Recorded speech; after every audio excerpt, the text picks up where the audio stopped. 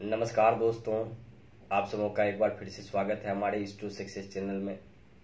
दोस्तों, कानून की जानकारी के अंतर्गत हम लोग आज बात करेंगे डोमेस्टिक वायलेंस एक्ट के बारे में। लास्ट टाइम हमने डिस्कस किया था 498 के बारे में कि सुप्रीम कोर्ट का जो नया जजमेंट आया हुआ है 498A आईपीसी की धारा में के बारे में, या कि डॉरी केस के से रिलेटेड, दहेज केस से संबंधित मामले में, तो उस पर हमने डिस्कस किया था। आज ऐसे ही एक महत्वपूर्ण चीज के विषय में हम लोग, जो डोमेस्टिक वायलेंस एक्ट है, इसी कड़ी से रिलेटेड, क्योंकि पहली कड़ी में जब हमने बात किया था काफी सारे लोगों के प्रश्न आए और मुझे लगा कि एक बहुत बड़ी चीज है जो कि मिसिंग हो रही है हमारे सोसाइटी में और लोगों को जानकारी नहीं है, वो है डोमेस्टिक वायलेंस एक्ट के बारे में, घरेलू हिंसा कानून के बारे में। तो घरेलू हिंसा क्या होता है, इसके खिलाफ क्या क्या कानून है, हमारे क्या अधिकार हैं और खास करके महिलाओं के संदर्भ में क्या उनके राइट्स हैं। तो उनके राइट्स क्या हैं, शादी के बाद जो ससुराल में प्रताड़ना की जाती है, कई बार परेशानियां तरह तरह की उत्पन्न हो जाती है, उनसे संबंध में क्या कानून बनाए गए हैं, हर एक पहलुओं पे हम लोग चर्चा करेंगे। और खास करके जो डोमेस्टिक वायलेंस एक्ट है उसके विभिन्न पहलुओं को हम लोग जानेंगे कि आपको क्या क्या बेनिफिट इसमें मिल सकता है।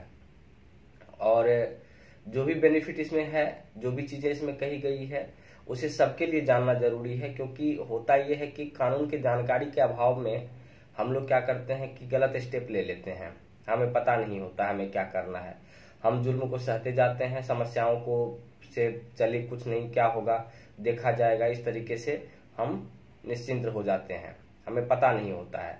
यहाँ तक कि मैंने काफी अपने पढ़े लिखे दोस्तों से भी बातें की जो अच्छे अच्छे डिग्री लेके बैठे हुए हैं, उन्हें भी, खास करके महिलाओं के बारे में जानकारी जिन्हें होना चाहिए, उन्हें भी इसके बारे में जानकारी नहीं है, डोमेस्टिक वायलेंस एक्ट के बारे में, है ना। तो इसीलिए मुझे लगा कि इसे ही सबसे पहले हमें डालना चाहिए, इसी पर हमें डिस्कस करना चाहिए, एक बेसिक कॉन्सेप्ट, बेसिक चीजों के विषय में। आप देख सकते हैं कि यहाँ पे एक बुक रखी हुई है जिसपे कुछ लिखा हुआ है, आप देखेंगे यहाँ पे लिखा हुआ है, क्या लिखा है, the protection of women from domestic violence act 2005, है ना। तो 2005 में यह एक्ट बना था, 2006 से लागू हुआ, है ना। इस एक्ट के अनुसार क्या है कि प्रोटेक्शन ऑफ वुमेन, है ना, वुमेन को प्रोटेक्शन मिलना, ये आया कहां से टर्म, ये टर्म जो आया है ये ह्यूमन राइट से आया हुआ है। मानवाधिकार संगठन, विश्व मानवाधिकार संगठन या ह्यूमन राइट इंटरनेशनल जो है, इसके अंतर्गत वियना कॉन्फ्रेंस हुआ, उसके अलावा कुछ और डिक्लेरेशन की बात हम लोग कर सकते हैं, जिसके अंतर्गत में ये हुआ कि महिलाओं के जो अधिकार है उन अधिकारों की रक्षा की जाए, उनके खिलाफ घरेलू हिंसा के मामले पूरे विश्व में हर जगह देखा जाता है। खास करके जो बीजिंग डिक्लेरेशन था उसमें काफी बड़े बड़े निर्णय लिए गए और उसमें लगभग ये 90s के आसपास में ये सारे के सारे कॉन्फ्रेंस हुए थे डोमेस्टिक वायलेंस से रिलेटेड। तो विभिन्न पूरी दुनिया के जितने भी देश थे उन पे एक तरीके का प्रेशर था कि आप इस तरह के कानून बनाइए जिसमें कि महिलाओं को के खिलाफ हो रही हिंसा में कमी हो सके, उसको रोका जा सके, है ना।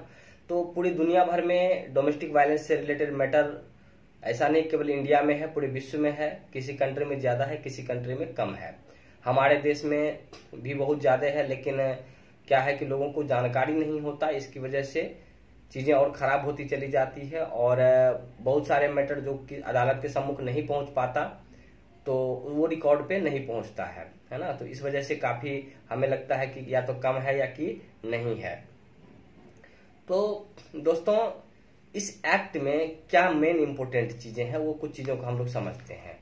जो पहली चीज है वो सबसे पहले जानने की चीज है, घरेलू हिंसा होता क्या है ना, डोमेस्टिक वायलेंस क्या है, इसे सबसे पहले हम लोग जानते हैं। डोमेस्टिक वायलेंस की जब बात आती है दोस्तों, तो हम लोग जानते हैं डोमेस्टिक घरेलू हिंसा, घर में किस तरह की हिंसाएं होती है, महिलाओं किस तरह का अत्याचार होता है। तो दो चार चीजें हैं इस पहलू में, जैसे कि आए दिन देखते हैं पति पत्नी के बीच मारपीट होती है ना। कुछ जगह पति के जो घर वाले जानकार रिश्तेदार होते हैं, चाहे माँ हो, बहन हो, भाई हो, या कि जो भी हो, मतलब कि वुमेन के, औरत के हस्बैंड उसकी सास, ससुर या कि और जो फैमिली मेंबर हैं उन सबों के द्वारा किया जाने वाला अत्याचार, है ना। यही इसी को डोमेस्टिक वायलेंस कहा गया। इसी टर्म के लिए जनरल तौर पे डोमेस्टिक वायलेंस का यूज हुआ है बेसिक पर्पस। तो अत्याचार में क्या क्या चीजें शामिल होती है? दो तरह की चीजें हैं, फिजिकल एंड मेंटल, शारीरिक और मानसिक अत्याचार। शारीरिक क्या है कि शारीरिक रूप से किसी भी तरीके से मारपीट करना, इंजरी करना, घायल करना, चोट पहुंचाना, है ना, किसी भी तरीके से, ये सारी चीजें किस में आता है? कोई भी हार्म पहुंचाना, वो फिजिकल आप कह सकते हैं कि इंजरी, या कि एक तरीके से जो वायलेंस है फिजिकल वायलेंस, यानी कि असॉल्टेड जो है, इस तरीके की चीजें हम कह सकते हैं कि शारीरिक रूप से कष्ट देना, है ना, शारीरिक कष्ट की बात में जहां तक आती है। इसके अलावा जैसे कोई पार्ट टूट गया, लड़ाई झगड़ा हुआ, मारपीट हुई जिसमें कोई पार्ट शरीर का टूट गया, कहीं जल गया, कोई चोट लग गई, ये सारी चाहे छोटी चोट हो बड़ी चोट हो, है ना, वो कहीं ना कहीं घरेलू हिंसा के अंतर्गत आएगा, डोमेस्टिक वायलेंस कहलाएगा।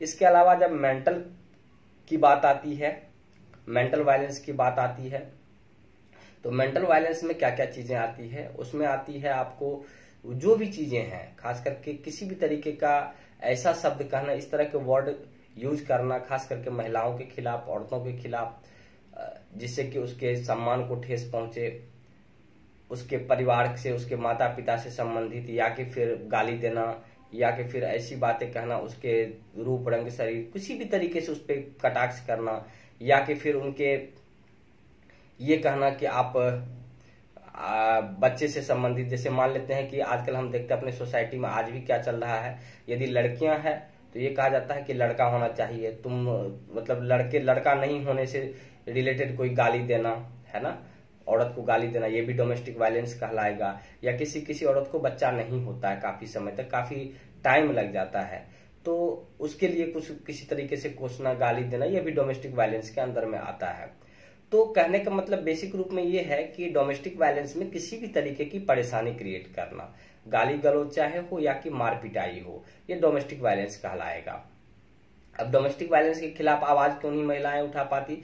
उसका मेन रीजन ये होता है कि उन्हें ये लगता है कि हम आवाज उठाएंगे तो हमारे साथ क्या होगा, हम कहाँ जाएंगे, क्या करेंगे, कहाँ रहेंगे, ये सारी समस्याएं उनके सामने आती है। इन्हीं सब बातों को ध्यान में रखते हुए सारी चीजों को ये डोमेस्टिक वायलेंस एक्ट 2005 में ये सारी चीजें डाली गई है। इसमें बहुत सारी चीजें हैं, जैसे कि पहली समस्या ये आती है कि यदि हम कोई कानूनी कार्रवाई करते हैं तो हमारे क्या अधिकार हैं। तो कानूनी कार्रवाई में आपको यह जानना होगा कि आपके बहुत सारे अधिकार हैं। यदि आपके खिलाफ घरेलू हिंसा हो रहा है तो आप जगिए, आप पुलिस में कंप्लेन कीजिए, आप अदालत जा सकते हैं।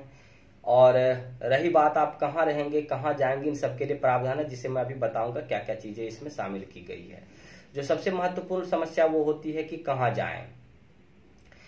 तो पहला चीज तो हम कंप्लेन कहाँ करें। कंप्लेन करने के लिए आप, आजकल तो वुमेन सेल है, फोन करके आप जानकारी दे सकते हैं। कुछ राज्यों में फोन के द्वारा आप FIR तक दर्ज कर सकते हैं, या कि फिर आप डायरेक्ट कोर्ट जा सकते हैं। कोर्ट यदि जाएंगे तो कोर्ट में आप मेट्रोपॉलिटन मजिस्ट्रेट या कि मजिस्ट्रेट फर्स्ट क्लास जो है उसके पास आप एप्लीकेशन दे सकते हैं। जरूरी नहीं कि एप्लीकेशन आप स्वयं दें। यदि आपके खिलाफ घरेलू हिंसा हो रही, कोई भी आपके जानने वाले व्यक्ति वो डाल सकता है, जो आपसे संबंधित रिलेटेड हो, चाहे आपके माता पिता, भाई या कोई व्यक्ति है, वो डाल सकता है एप्लीकेशन। तो एप्लीकेशन जाने के बाद आपके साथ क्या क्या समस्याएं हैं और आपको क्या रिलीफ चाहिए, वो सारी चीजें उसमें लिखी रहती है एप्लीकेशन में। इसके अलावा यदि आप थाने जाते हैं, वहां पे FIR दर्ज कर सकते हैं। उसमें घरेलू हिंसा के तहत तो मामला जाएगा ही जाएगा, और उसमें 498A जो है 498A IPC, उसके तहत भी मामला उसमें दर्ज हो जाएगा क्रुएल्टी का। तो रही बात इसमें सबसे पहला चीज जो है वो चीज ये है, आप ये जाने कि जो एक तो हमने पहले चीज क्या समझा कि किस किस तरीके का इसमें वायलेंस है ना। तो फिजिकल मेंटल तो हो ही गया सारी चीजें। एक और चीज इसमें आप लोग समझ लीजिए, जैसे कि कोई चीज होती है खास करके इकोनॉमिक एब्यूज उसको कहते हैं, यानी कि फाइनेंशियली किसी भी, यानी कि किसी तरीके के पैसे से रिलेटेड या धन से संबंधित किसी तरीके की ऐसे वर्ड का यूज करना, इस तरह के काम करना। वो भी जैसे कि मान लेते हैं कि कोई स्त्री का कोई जो है, कोई औरत है, आपके साथ में मारपिटाई हो रही है, आपके साथ में गलत व्यवहार हो रहा है, या आपके प्रॉपर्टी से रिलेटेड स्त्री धन, जैसे आपके माँ बाप की दी हुई कोई प्रॉपर्टी जब आपकी शादी हुई थी, आप लेके आए थे, गहना हो, जेवर हो, कोई भी चीज हो, उसे किसी तरीके का यदि नुकसान पहुंचाया जा रहा है, उसके साथ में उससे रिलेटेड कोई बात हो रही है, तो वो सब सारी चीजें भी इसके अंदर में आता है, डोमेस्टिक वायलेंस में आता है। लेकिन जो मेन चीज 2-4 चीजें हैं, वो चीज मैं यहाँ पे सबसे पहले आप लोगों को बता दूं। इसमें एप्लीकेशन तो आप देंगे, एप्लीकेशन देने के बाद क्या है कि इसमें काउंसलिंग का भी है कि यदि आपको किसी भी स्टेज पे ये लगता है कि हमें मिलजुल के काम निकाल लेना चाहिए, बातें खत्म हो जानी चाहिए, हमने कंप्लेंट कर दिया जो सही नहीं है, अब सारी चीजें ठीक हो गई, तो उसके लिए हम लोग आगे बढ़ सकते हैं। या कि मजिस्ट्रेट कई बार काउंसलिंग के लिए, मेडिएशन के लिए भी कहता है ना। तो मेडिएशन में कई बार चीजें ठीक हो जाती है, और लेकिन कई बार उसके बाद फिर से चीजें वैसी की वैसी पहुंच जाती है। उसके लिए भी प्रावधान हमारे इस डोमेस्टिक वायलेंस में किया गया है। अब इसमें जो सबसे मेन चीज है वो है इसका सेक्शन 17 सेक्शन जो है डोमेस्टिक वायलेंस एक्ट का, सेक्शन 17, जिसमें है कि right to reside in a shared household, है ना। तो यानी कि राइट टू रिजाइड जो है, रहने की, घर में रहने की जो अधिकार है, वह जानना सबसे जरूरी है। कि आपको ये लगता है कि आप कहाँ जाएंगे, यदि आप केस कर देते हैं, कंप्लेंट करते हैं, किसी तरह की चीज आती है, तो आपको कहीं जाने की जरूरत नहीं है। क्योंकि इसमें यह प्रावधान किया गया घरेलू हिंसा अधिनियम में कि यदि किसी तरीके के आपके खिलाफ में, जिस घर में आप रहते हैं उस घर से आपको निकाला नहीं जा सकता। यानी कि आपके पति का जो घर है, आपके हस्बैंड का जो घर है, उस घर से आपको नहीं निकाला जा सकता, किसी भी कीमत पे नहीं निकाला जा सकता। आपको वहां रहने का अधिकार है, भले आपके बीच में रिलेशन कैसा भी हो। तो आप क्या, इसमें क्या होता है कि यदि मान लेते हैं कि आपके खिलाफ हिंसा हो रही है, आप कोर्ट चले गए, लड़ रहे हैं, तो वहां पे आपको उस घर में, या तो कोर्ट जाने मतलब उस घर से ना तो आपको निकाला जा सकता है, और यदि निकाल दिया गया है तो कोर्ट आदेश देगी कि आपको उस घर में रहने दिया जाए। जिस घर से आपको निकाला गया है रहने दिया जाए। वो घर कौन सा घर होना चाहिए, पहले इसे जानना जरूरी है। वो घर आपके हस्बैंड का होना चाहिए। हस्बैंड का होने से मतलब ये नहीं है कि हस्बैंड जो है उसमें रेंट में रह रहा है या उसका खरीदा हुआ, यदि वो रेंटेड घर में रहता है तो वहां पे भी आप रह सकते हैं। या कि उसका जो खरीदा हुआ घर है, या कि जो उसके एंसेस्ट्रल प्रॉपर्टी है। कई बार क्या होता है कि ज्वाइंट प्रॉपर्टी में सभी लोग रहते हैं, 2-3 भाई है, उन सबकी बीवियां हैं, आप हैं, माता है, पिता, सास, ससुर, जितने भी लोग हैं मान लेते हैं, सभी के साथ सारे लोग एक साथ रह रहे हैं, एक ही ज्वाइंट फैमिली में रह रहा है। तो उसी फैमिली में, उसी पार्ट में, उस हाउस में आपको रहने का अधिकार मिलेगा। उससे आपको निकाला या वंचित नहीं किया जा सकता, आपको उसी में रहने दिया जाएगा। और यदि कोई निकालना चाहता है, या कि वहां पे रहने के बाद आपके साथ परेशानी क्रिएट की जाती है, आपके साथ मारपीट फिर से की जाती है, या कुछ इस तरह की चीजें की जाती है, तो वहां पे ऐसा प्रावधान है कि जो लोग इस तरह की घटनाओं में शामिल है उन्हें पनिशमेंट भी मिलेगा। और आपके प्रोटेक्शन के लिए कोर्ट के आदेश के अनुसार ये आसपास जो सबसे नजदीक का थाना होगा, वहां का पुलिस आपके प्रोटेक्शन के लिए हमेशा उपलब्ध रहेगा। कि आपके साथ कोई भी हिंसा हो जाती है, कोई भी घटना यदि की जाती है, यदि उस घर में आप रहते हैं, तो जो जिम्मेदार होंगे उन्हें सजा मिलेगी, उन्हें पनिशमेंट मिलेगा, उसे अरेस्ट कर लिया जा सकता है। इसके अलावा क्या है कि यदि कई बार ऐसी सिचुएशन आती है कि उस घर में आपको रहना आपके लिए मुश्किल है। कई बार ये हो सकता है कि परिस्थिति बहुत ऐसी बन गई है कि उस घर में आप नहीं रह सकते। आप अपने मतलब जो औरत है, वो वोमेन है, वो अपने पति के घर में नहीं रह सकती। यदि वो अपने पति के घर में नहीं रह सकती तो वहां पे ये होगा कई बार, या उस तरह की सिचुएशन है, तो उसके लिए एक वैकल्पिक व्यवस्था उसके हस्बैंड को करनी होगी। यानी कि औरत के हस्बैंड को उसके लिए वैकल्पिक व्यवस्था करनी होगी, रेंटेड या कि रेंट पे ले, या जिस तरीके से रखे उसके लिए अरेंजमेंट, उसके लिए शेल्टर का अरेंजमेंट करना ही पड़ेगा। राइट टू शेल्टर अधिकार है, और इस अधिकार के तहत उनको एक शेल्टर जरूर मिलेगा, चाहे जैसे मिले, जहां से दे, या तो उसको पति का घर हो, ज्वाइंट प्रॉपर्टी हो, कोई भी हो।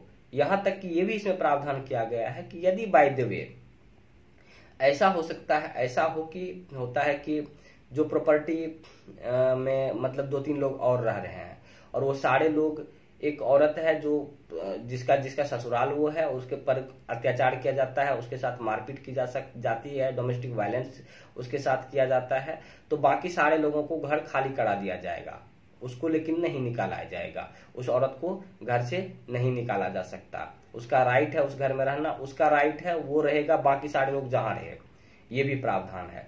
तो आपके को रहने की समस्या कभी हो ही नहीं सकती। चाहे आप कहीं पे हो, आपके रहने की व्यवस्था जरूर की जाएगी। आपको एक तो निकाला नहीं जा सकता, यदि निकाल दिया है तो आपको रहने की व्यवस्था कोर्ट करेगी। कोर्ट उसको आदेश देगी कि आप इसको जहां रखना है उस घर में रहे। कई बार ये भी होता है कि एक घर है, मान लेते हैं उस घर में कई कमरे हैं, तो आपका एक अलग साइड कर दिया जाएगा जहां कोई किसी के आना जाना या किसी तरीके की पाबंदी रहेगी। कोर्ट ये भी आदेश दे सकती है, यदि आपको लगता है कि आपके साथ आप जाएंगे उस घर में, गाली गलौज हो सकती है, मारपीट हो सकती है, तो कोर्ट ये आदेश दे सकती है कि इसके खिलाफ किसी भी तरीके का कोई जो भी चीज ये कह रही है, इनके साथ में जो परेशानियां हैं, लोग जो समस्याएं क्रिएट कर रहे हैं, जो वायलेंस इनके साथ हो रहा है, उन सबको पर रोक लगनी चाहिए। और यदि कोई इसके खिलाफ ऐसा कहता है फिर से, तो उसे सजा मिलेगी और उसको सजा मिलेगी ही मिलेगी, इसमें कोई डाउट नहीं है। तो 1 साल का यदि कोई ब्रीच करता है इसे, यानी कि तोड़ता है नियम को और फिर से परेशान करता है, तो कम से कम 1 साल की सजा उसे जरूर मिलेगी और साथ ही साथ उसे जुर्माना भी उसको पे डाला जाएगा। तो ये सारी चीजें होती है। और इसमें एक बहुत ही इंपॉर्टेंट केस है SR Batra versus Taruna Batra. SR Batra Taruna Batra में ये हुआ कि जो पति की का घर है, कौन सा घर कहलाएगा, किस घर पे स्त्रियां मतलब कि पत्नी राइट क्लेम कर सकती है। तो सास ससुर यदि कोई घर खरीदा हुआ हो अपने नाम से, है ना, तो स्वाभाविक है कि उसके बेटे का अधिकार उस घर में होगा।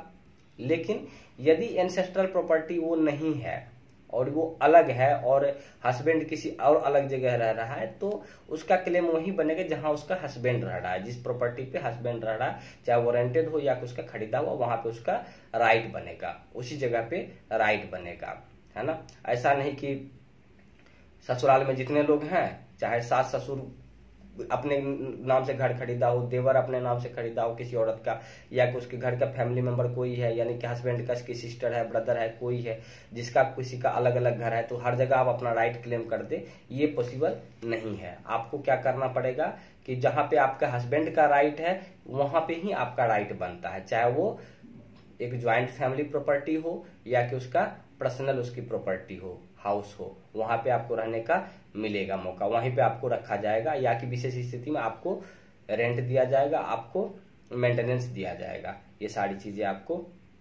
क्या जाएगा, अल्टरनेट एकोमोडेशन आपको के लिए अरेंज किया जाएगा।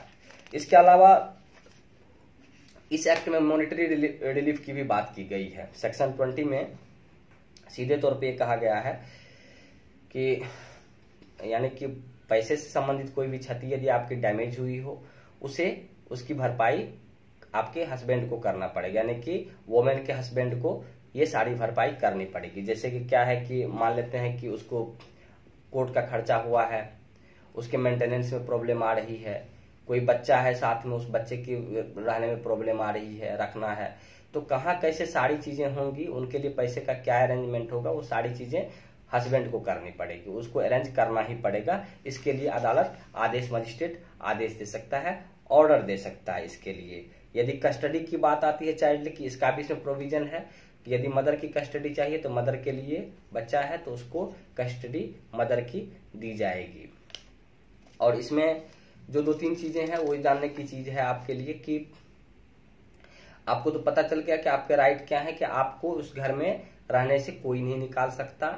आपको यदि निकल गया है, आप उस घर में नहीं रह रहे, फिर से जाना चाहते हैं उस घर में, एक्चुअली एक और है provision, restitution of conjugal right, यानी कि RCR डालते हैं, यानी कि फिर से पति पत्नी के बीच संबंध ऐसे बन जाए कि दोनों एक साथ रहें, इसके लिए भी कानून में प्रावधान है। लेकिन डोमेस्टिक वायलेंस के अंतर्गत में क्या है कि आपको एक रहने के लिए उस घर से नहीं निकाला जा सकता, इसका प्रोविजन किया गया है। और यदि निकले हुए हैं उस घर में तो फिर से आपको शेल्टर मुहैया, यानी कि घर आपको रहने के लिए मुहैया कराया जाएगा, इसकी व्यवस्था अदालत आपके लिए करवाएगी।